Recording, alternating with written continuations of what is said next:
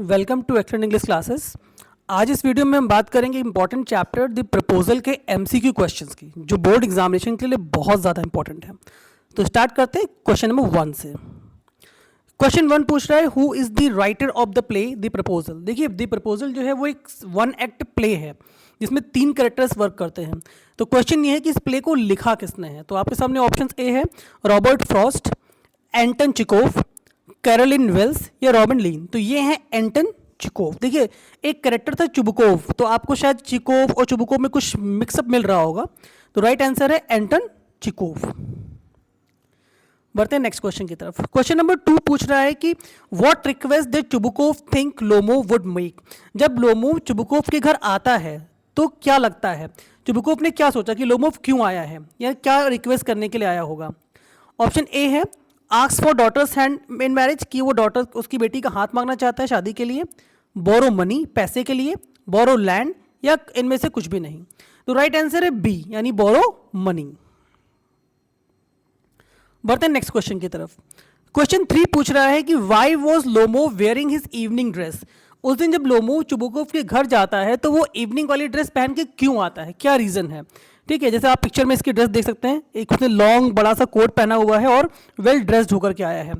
To पे new years ewe visit, कि कोई जो न्यू ईयर इवनिंग की जो विजिट होनी उसके लिए पेमेंट करने के लिए, टू प्रपोज या प्रपोज करने के लिए, या बोरो मनी या फिर बोरो लैंड, पैसा मांगने आया है या फिर कोई जमीन मांगने आया है। तो राइट आंसर है वो नतालिया को प्रपोज करने के लिए आया था। तो B is the right answer to propose.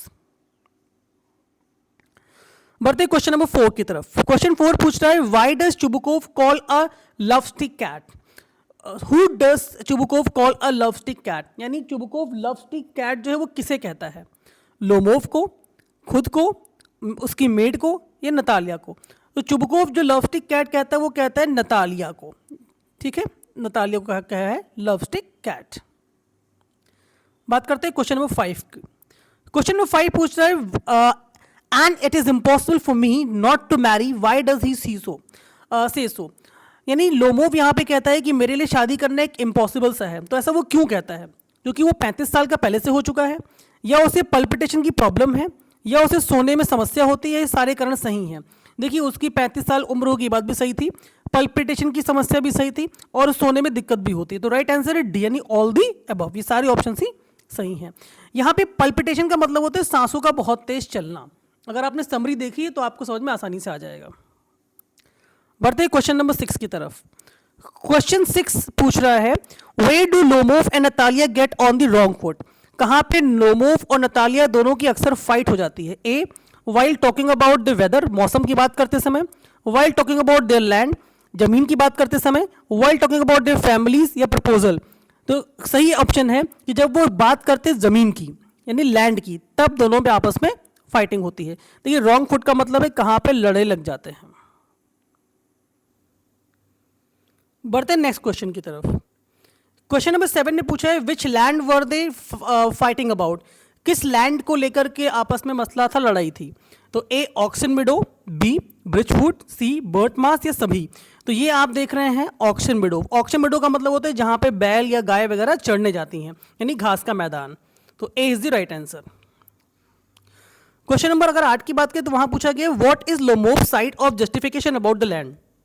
Lomov की तरफ से लैंड को लेकर के क्या जस्टिफिकेशन थी, यानी क्या वो ठहराना चाह रहा था।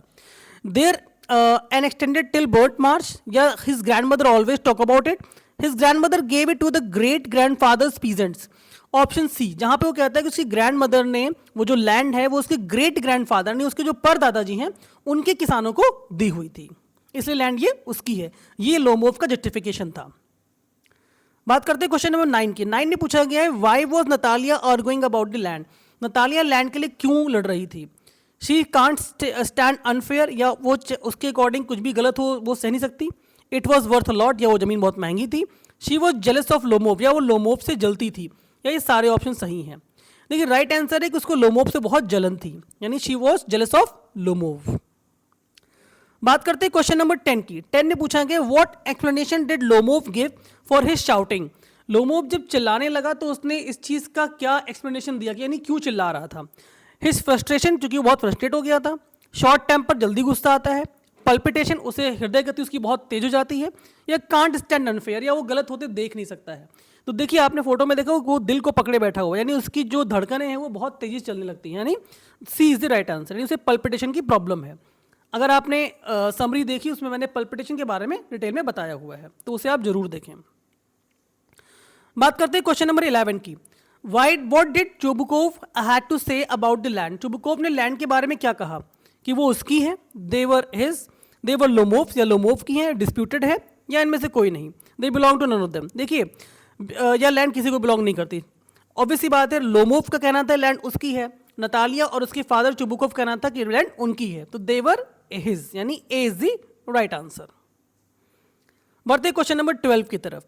12 who threatened to take the matter to the court? किसने धमकी दी थी कि इस मैटर को मैं कोर्ट में लेके जाऊंगा? तो आप पिक्चर में देख रहे हैं लोमोव सामने है, तो B is the right answer, यानी लोमोव ने धमकी दी थी कि वो इस मैटर को कोर्ट में लेकर के जाएगा।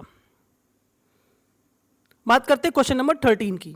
13 पूछ रहे हैं how did Natalia react when her father told Lomov was here to propose her? Natalia का रिएक्शन क्या था जब उसके फादर ने कहा कि अरे भाई लोमोव तो तुमको प्रपोज करने आया था? तो ए है सी गेट एंग्री, उसे गुस्सा आ जाता है। She spends her father to get him, she sends her father to get him, या वो अपने पिता को भेजती कि आप जाइए उनको लेकर के आइए।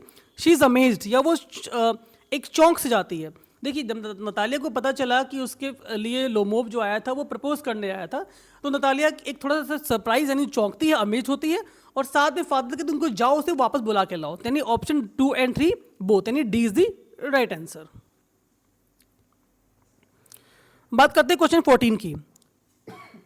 14 पूछ रहा है why does Chubukov think it was a curse to be a father of a grown up daughter?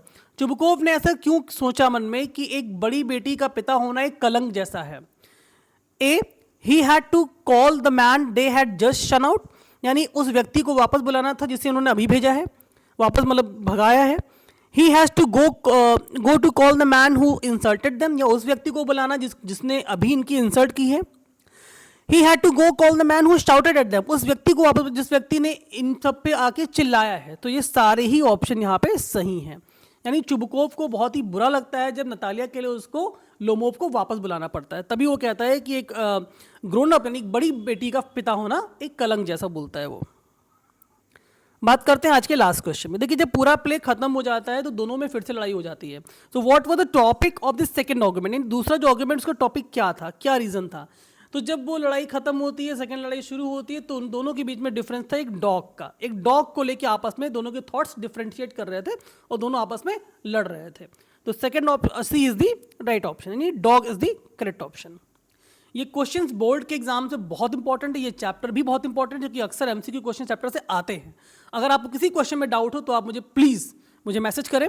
मेरे इंस्टाग्राम, फेसबुक, यूट्यूब सब जगह मुझे फॉलो करें, आपको ऐसी वीडियोस मिलते रहेंगे। Thank you very much.